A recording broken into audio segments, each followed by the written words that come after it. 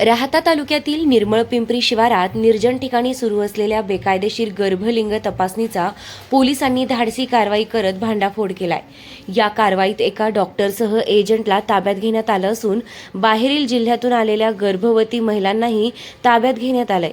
घटनास्थळावरून सोनोग्राफीसह विविध वैद्यकीय साहित्य जप्त करण्यात आलं असून याच तपासणी झाल्यानंतर गर्भपात करणारं मोठं रॅकेट असल्याचा संशय व्यक्त केला जातोय।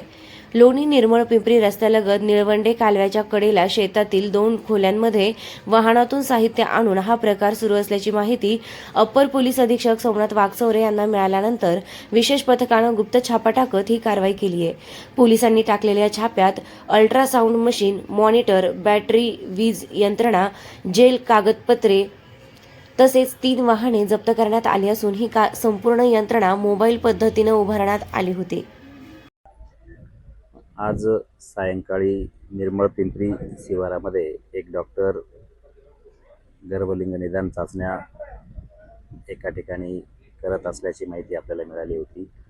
त्यानुसार PCPNDT कायद्यानुसार जे कोणी प्राधिकृत वैद्यकीय अधिकारी आहेत त्यांना आपण ही माहिती कळवली आणि या ठिकाणी वैद्यकीय अधिकाऱ्यांसमक्ष पंचांसमक्ष पोलीस पथक सर्व पथक दाखल झाले असता संबंधित वैद्यकीय अधिकारी हे गर्भलिंग निदान करताना मिळून आलेले आहेत।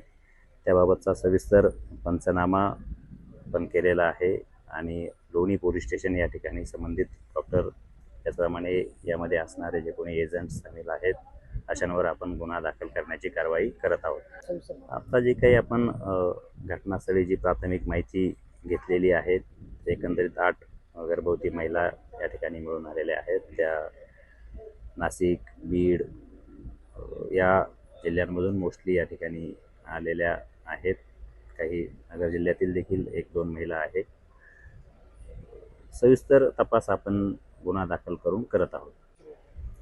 जे या ठिकाणी आपण जी विचारपूस केली प्राथमिक त्यानुसार 3 फोर व्हीलर या ठिकाणी आणलेले आहेत।